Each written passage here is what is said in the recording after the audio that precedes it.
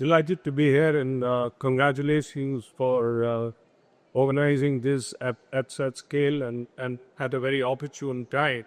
I just want to highlight a couple of points.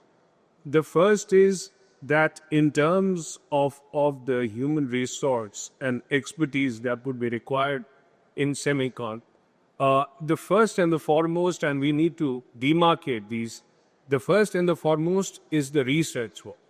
Semicon industry is one which is highly research intensive. Apart from pharma, it is the only industry where the almost over 20% of the revenue is invested back in research and development. So what you need is a big cadre of researchers and research infrastructure. So that is the first point, and we've heard that there's going to be 100,000 and something around that on the research side. So what it really means is that you don't merely need researchers, you need a research infrastructure. And that research infrastructure cannot be confined to a few institutions. It has to go across to really build the kind of research talent that is needed. That is first point. But also critically important from a research point of view is this, that research in semicon, as like in production in semicon, is usually capital intensive. So it is not possible for one single institution to have the complete research facilities. So what it means that in the research architecture, there has to be a much more structured, collaborative approach, where it's not random collaboration, but a much more cohesive, structured collaboration based on the strength of each of the institution. That needs to come in. And this is one of the areas that we in NAMTECH are focused on in terms of bringing together different institutions.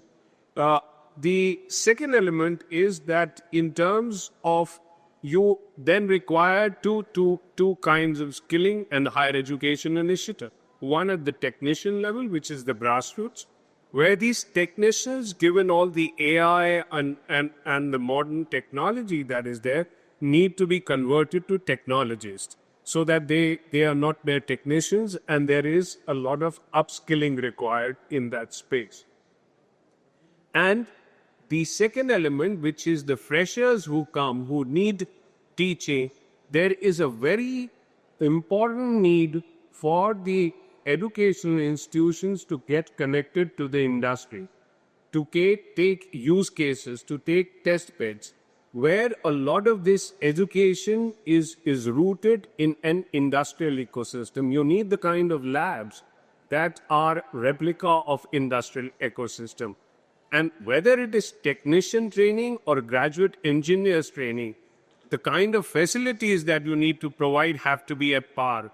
And this is another thing that we at NAMTECH are trying to do, that basically you bring the technicians and the graduate engineers in on the same platform in terms of the kind of trading infrastructure that is required. So what it needs, to conclude, that we need a much more integrated research ecosystem, which is able to provide not only the infrastructure, but cohesive and seamless network across institutions. Second, you need an ecosystem of capacity development, which brings the grassroots technicians at par or in the same level for which you have the graduate in.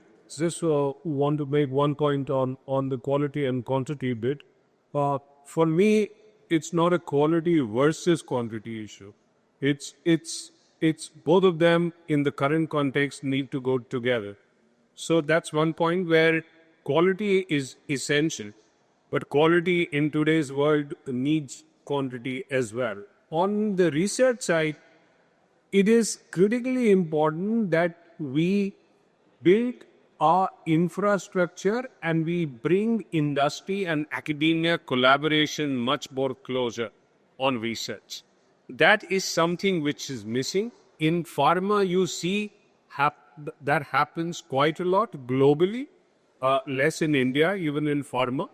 But semicon is one industry, and as Professor Muna was talking about, that if you have to go from X nanometers to Y, then that research has to be a concurrent process. It cannot be that it has to be done now. You need to set up an infrastructure which is continuously upgraded, which is continuously in touch with the demands of the industry. So, a industry, academia, research collaboration is the only way forward. And that collaboration has to happen in two formats. One is sharing of infrastructure, because it's not necessary that the academia needs to create similar infrastructure. There is something that can be done at the industry level and something that can be done at the academic institution level. So that collaboration is essential, and that collaboration, I think, is critical in case of semicon because of the capital intensity of the research as well as of production processes. So I think the best way to go forward on research is what we call as a manufacturing engineering technology approach, the MED approach, where research and production come together and they go hand in hand. This is a time for paradigm shift, for transformation, and that paradigm shift and transformation demands collaboration and coming together. We need to bring in subtle collaboration of institutions, of countries, so that the best in the world can shape, and it can be shaped not only on the basis of technology, but also on the basis of ethics and values that we stand for. I'll stop. Thank you.